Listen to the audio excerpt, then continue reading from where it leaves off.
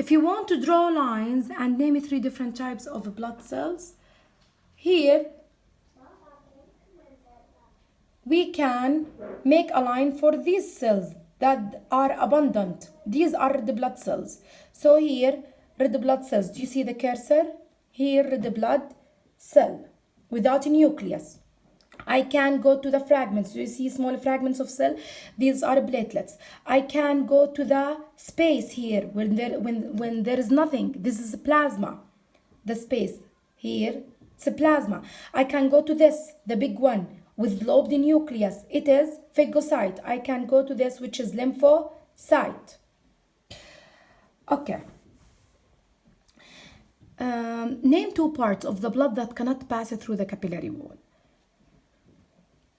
Red blood cells, they can squeeze into the blood vessels. To go or to be transported in the blood vessels, and oxygen diffuse out of the blood vessels to the cell. But red blood cells cannot squeeze out of the blood vessels. They can squeeze into the blood vessels or capillary, inside the blood vessels. They can go into the blood vessels or capillary, but they cannot go out of the capillary to the cells, okay? So it's very important to know they can squeeze into, not out. This is the first point. So red blood cells are not able to squeeze or to go out of the capillary walls, okay?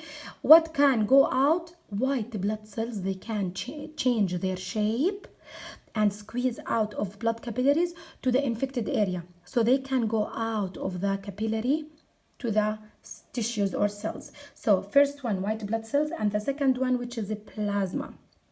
Okay, plasma. Now, plasma, the liquid part, which carries food, dissolved food, and the nutrients. That's why it can go out, supplying the cells with the materials that they need. Now, here the same, you should find out the actual diameter, and I won't work it out because I worked out before. Now, state the function of cell A. Cell A, it's red blood cells that carry oxygen.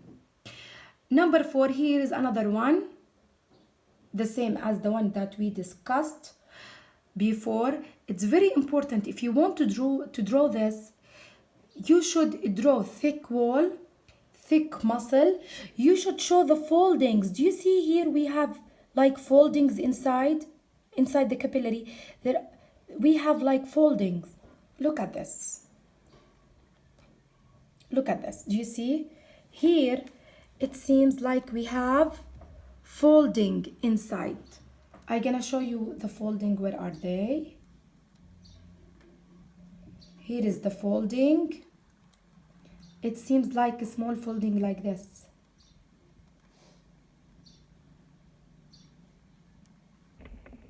The lining from inside, it's like folded from inside. It's not straight. It has like a small folds, if you notice. So when you draw it, you should show these foldings, and you can also label them. You can say fold. It's okay. If you want to label, you can label the lumen. You say this has lumen. You can also label the elastic muscle. Okay. It's very important. It's very important to identify these materials, and it's very important not to shade. Shading is not acceptable. Just draw the thickness of the lining without shading. No shading, and it should be larger than the one that you have here. So it should be larger, no shading. You should draw more than layer. You show the wall, the elastic muscle. You should show the lumen. You should show the foldings, the inner inside, how it is folded. Okay. Now, here, let's go to the name the type of blood vessel X. Of course, it's an artery because it has a thick wall. Compare the blood vessels to explain how you reach your identification. As I compared before, the thickness, and the lumen. Okay. Now let's go to question 5. Here are 5